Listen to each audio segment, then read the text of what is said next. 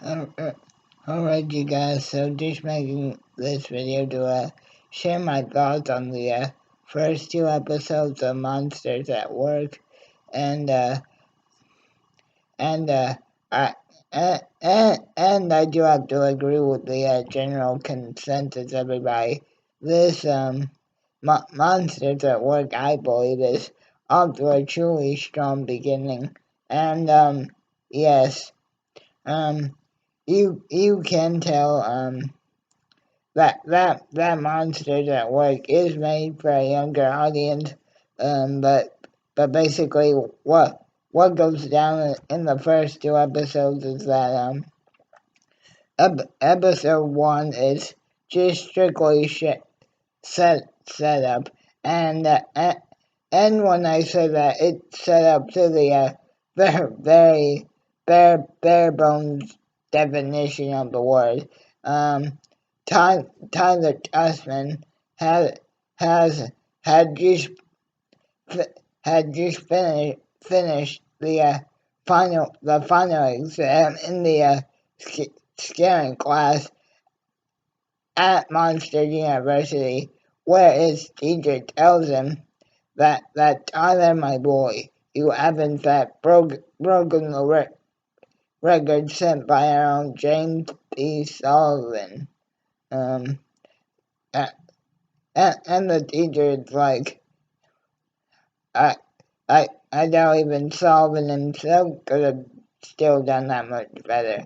And then, Tyler gets the letter that if Monsters Inc. was still a scaring company, Tyler still got the letter every monster dreams of, away from former CEO and founder of Monsters Incorporated, Mr. Water News. So it does confirm that this takes place one day after the events of the first Monsters Inc. And Tyler's all excited about finally getting to live out his dream. Although, of course, we find out that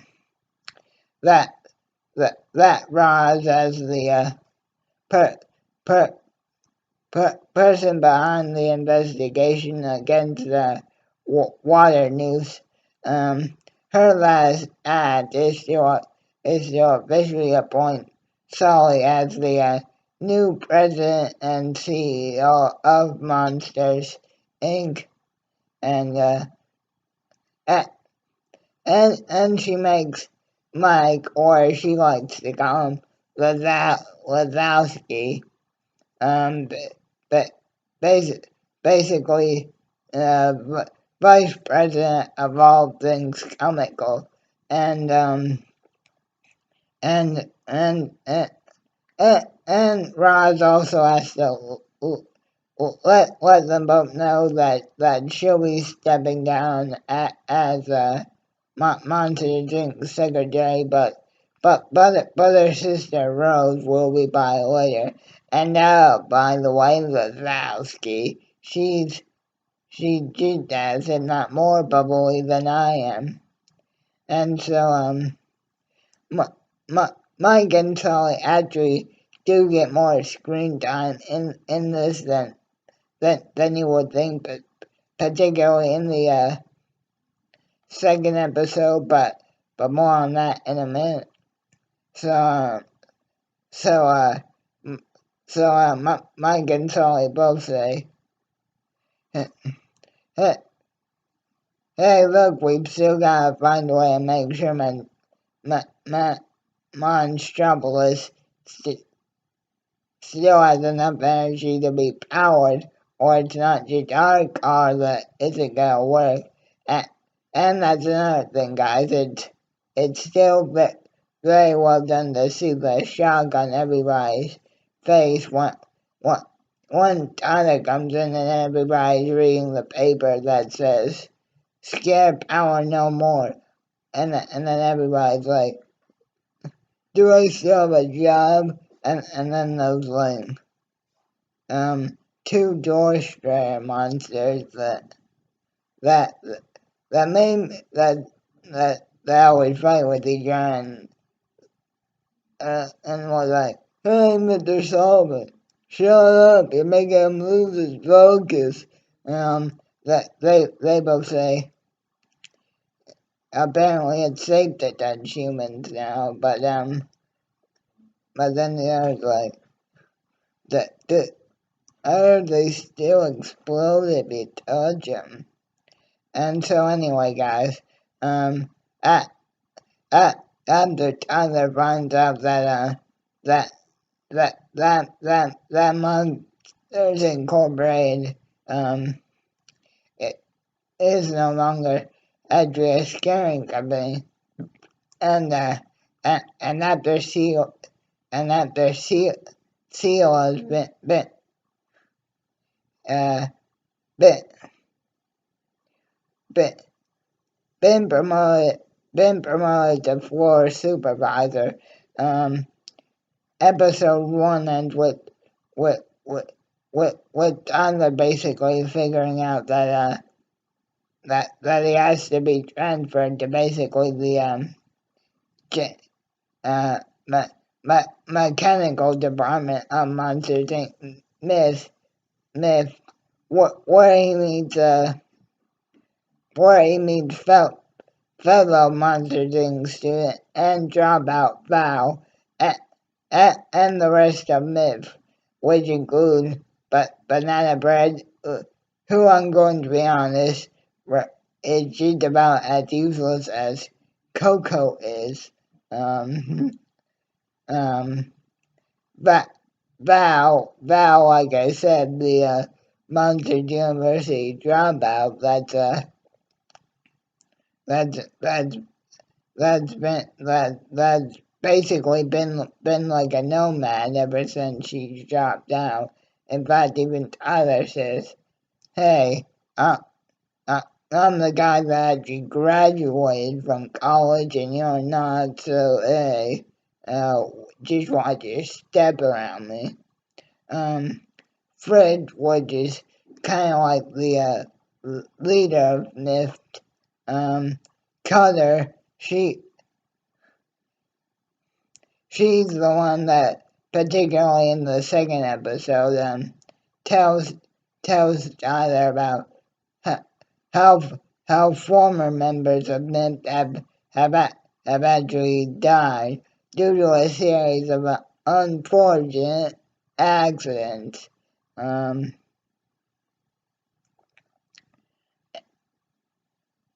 then, of course, there's the new Randall of the group, Duncan, who who basically threatens Tyler by saying, "Hey, as soon as Fritz retires or dies, I'm the one taking over the leadership part of NIP. And if you think you're gonna try and stop me, little man, you got a problem. So don't go trying to get in my way." And then episode two is basically Tyler doing everything he can to get out of NIP. And there's actually a really funny sequence of scenes with Mike, basically just due to the fact that everybody's still having so much trouble uh, uh, adjusting to lab power and stop screaming that Mike has to work himself almost to the point of physical exhaustion. What when he's given like a major energy drink boost to basically make it so he can go non-stop for a while. And then Fred's desperately wanting to keep met together, he forces everybody to try and fully induct Tyler intimate and to embrace his role as the newest Mifter, by giving him the secret wrench ceremony. And you can think of the wrench ceremony as uh, uh, as the initiation, and that girl named Nina, that girl gave Nemo into the group before they tried to escape out the dentist tank. And this is where Tyler's like, hey, my my my, my goal isn't to stay down here with you guys forever. I want to get to the last floor if it's the last thing I do. And then that's where Myth adds their first the 1320, and that's the new code in the factory to say that something's gone wrong. And that's also when Duncan tries to give Tyler his first attachment by making a laugh canister malfunction and basically go crazy in the factory. But that also leads to Tyler basically becoming friends with Mike and Sully. And at the end of the episode, Mike gives the idea to host a comedy class to basically teach all the other monsters how to be just as funny as he is. So yeah, guys, overall, I can say I personally did enjoy the first 2 episodes of Monsters at Work.